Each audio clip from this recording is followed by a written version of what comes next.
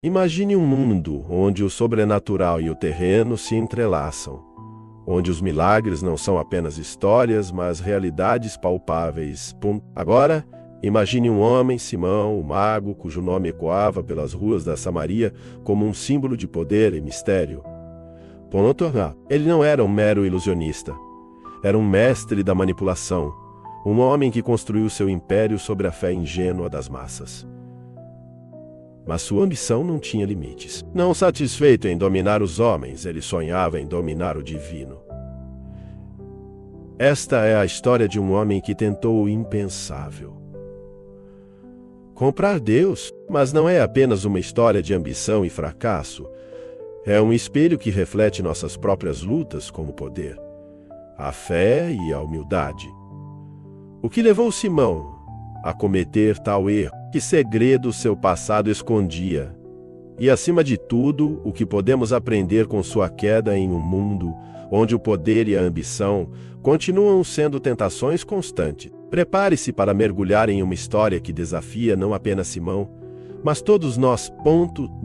Uma história que nos obriga a questionar nossas próprias motivações e a examinar se estamos verdadeiramente buscando o divino ou apenas tentando controlá-lo. Este relato transcende tempo e espaço, conectando lições antigas aos dilemas modernos que enfrentamos em nossa busca por propósito e significado. A história de Simão também levanta questões fundamentais sobre a natureza do poder. O poder é algo inerente ao ser humano? Ou é uma ferramenta que devemos aprender a usar com sabedoria? O que acontece quando alguém busca o poder não para o bem comum, mas para o controle egoísta? Essas perguntas não apenas definem Simão, mas também ressoam em nossas próprias vidas. Cada decisão que tomamos, cada ambição que perseguimos, tem o potencial de nos levar para a luz ou para as sombras. Para entender a história de Simão, o mago, precisamos mergulhar no século I, uma época de agitação política, religiosa e social. Era um tempo marcado pelo domínio romano, onde as culturas se misturavam, mas também colidiam. Samaria, a terra onde essa história se desenrola, era um lugar de contrastes. Localizada entre a Judéia e a Galileia, era uma região onde as tensões entre samaritanos e judeus persistiam há séculos. Os samaritanos, descendentes das tribos do norte de Israel, tinham uma relação tensa com os judeus. Sua fé era uma mistura de crenças antigas e práticas pagãs, e sua identidade era marcada por séculos de conflito e marginalização. Nesse contexto, magos e feiticeiros como Simão não eram simples charlatães. Eram figuras respeitadas, quase reverenciadas, que atuavam como intermediários entre o divino e o terreno.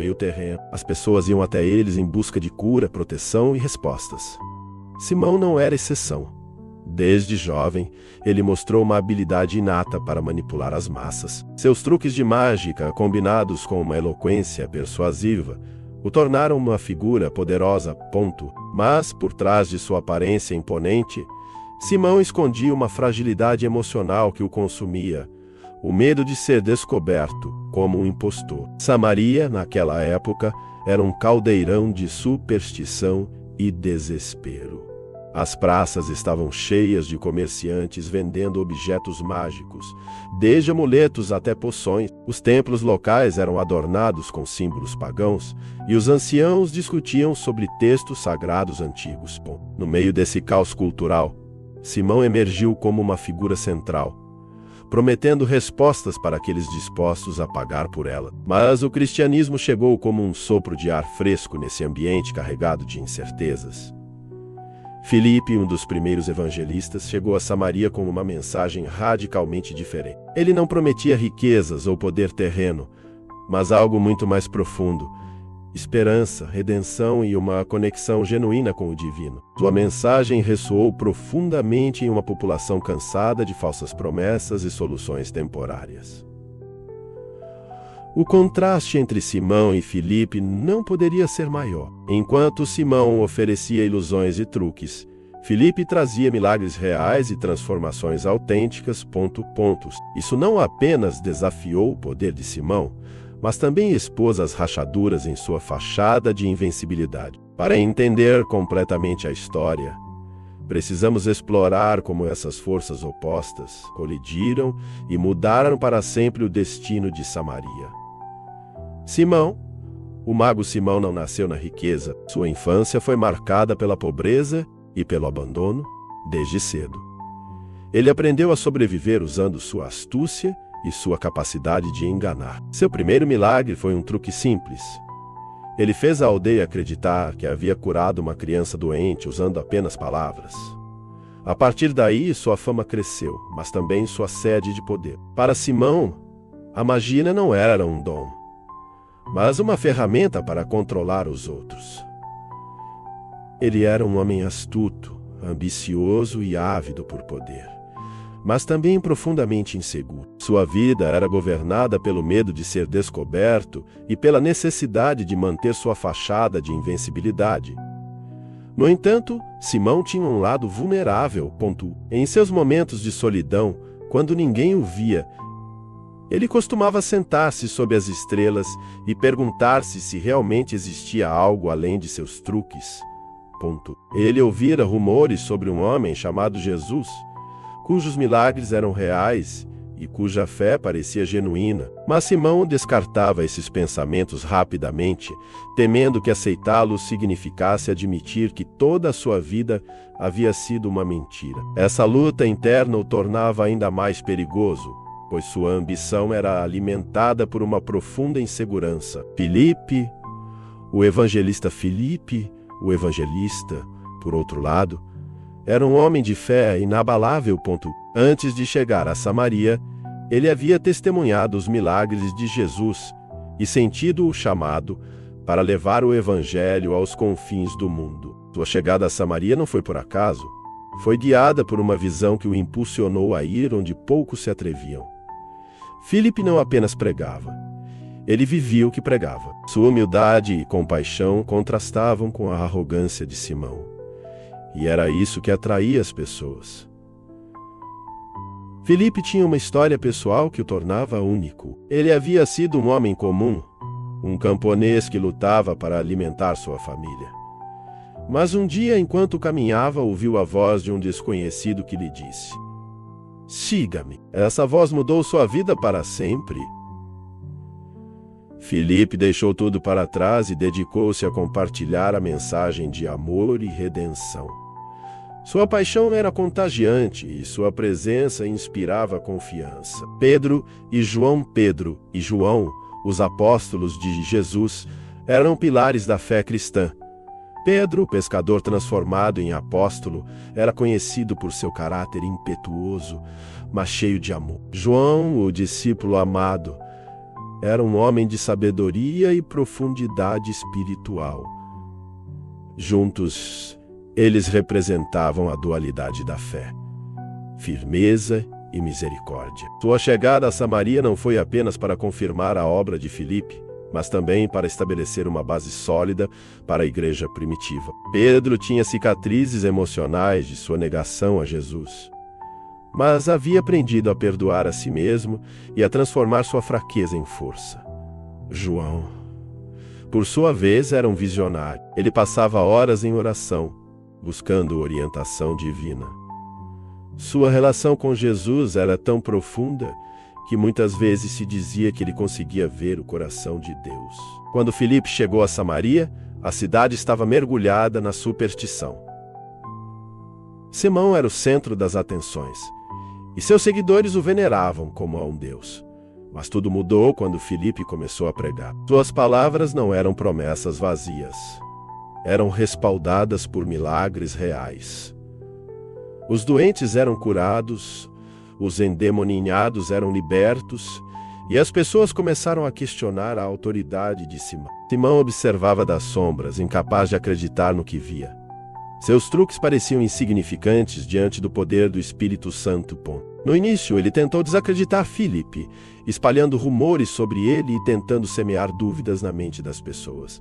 Mas, ao ver que não conseguia, decidiu unir-se a ele. No entanto, sua conversão não foi sincera. Simão não buscava a Deus. Ele buscava o poder de Deus. Ele queria controlar o Espírito Santo como controlava seu seguidor. Quando Pedro e João chegaram para conceder o Espírito Santo, Simão viu sua chance. Ele ofereceu dinheiro aos apóstolos, pensando que o poder divino poderia ser comprado. Pedro, cheio de indignação, repreendeu-o com palavras duras, mas necessárias. Que o seu dinheiro pereça com você, disse ele. Simão, apavorado, suplicou por perdão, mas seu arrependimento foi mais por medo do que por convicção. Esse encontro não apenas expôs a verdadeira natureza de Simão, mas também serviu como um aviso para gerações futuras. A simonia, o ato de comprar ou vender coisas espirituais, tornou-se um tema central na teologia cristã. Mas, além disso, o incidente revelou a importância da pureza de intenção na busca pelo divino. O que aconteceu com Simão depois desse incidente? Alguns historiadores sugerem que ele não abandonou suas práticas mágicas. Lendas antigas contam que ele viajou para Roma, onde tentou competir com os apóstolos. Dizem que ele realizou rituais obscuros e fundou uma seita gnóstica que ensinava que o conhecimento secreto era a chave para alcançar a divindade. Relatos apócrifos, como os Atos de Pedro, narram um confronto final entre Simão e Pedro em Roma. Segundo essas histórias, Simão tentou demonstrar seu poder voando sobre a cidade, mas Pedro orou. E Simão caiu, morrendo pouco depois. Esse foi o fim de Simão, ou apenas o começo de sua lenda? Essas histórias, embora não verificáveis historicamente, influenciaram profundamente a cultura ocidental. Simão tornou-se um arquétipo do falso profeta, um lembrete constante dos perigos da ambição desmedida. Até hoje, sua figura aparece em obras literárias, filmes e debates teológicos, simbolizando a eterna luta entre a verdade e a ilusão. A história de Simão não é apenas um aviso contra a simonia. É um lembrete dos perigos da ambição descontrolada. Nos séculos seguintes, a Igreja lutou contra práticas semelhantes, estabelecendo que os dons de Deus não podem ser comprados ou vendidos. Mas a figura de Simão também levanta questões incômodas. O que teria acontecido se seu arrependimento tivesse sido sincero? Ele poderia ter se tornado um grande evangelista. Sua história nos desafia a refletir sobre nossas próprias motivações e a buscar um coração puro diante de Deus. Além disso, a história de Simão tem implicações mais amplas. Ela nos lembra que o poder, seja político, econômico ou espiritual, pode corromper se não for manejado com humildade e sabedoria. Em um mundo onde as pessoas buscam constantemente formas de controlar seu destino, a lição de Simão é mais relevante do que nunca. Em um mundo onde o sucesso é medido pelo poder e pelo reconhecimento, a história de Simão é mais relevante do que nunca. Ela nos lembra que o verdadeiro poder não está na riqueza, na fama ou no controle, mas na humildade e na fé sincera. Estamos como Simão, tentando comprar bênçãos com ações vazias, ou estamos buscando uma conexão autêntica com o divino? A história de Simão nos convida a examinar nossos corações e a escolher o caminho da humildade. Hoje, em uma era de redes sociais, influencers e mercados globais, a tentação de comprar reconhecimento ou sucesso é mais forte do que nunca. Mas a história de Simão nos lembra que o que realmente importa não é o que podemos adquirir, mas o que podemos dar. A verdadeira grandeza não é medida pelo que possuímos, mas pelo impacto positivo que temos na vida dos outros. Se essa história fez você refletir, curta, compartilhe e se inscreva em O Segredo de Deus. Deixe nos comentários sua opinião sobre Simão, o mago. Você acha que seu arrependimento foi genuíno? Que lições podemos aprender de sua história no mundo atual? Nos vemos na próxima jornada pelos mistérios da Bíblia. E lembre-se, o verdadeiro poder não se compra, nem se vende. Ele é encontrado na fé sincera e na entrega desinteressada. Escolha bem o seu caminho.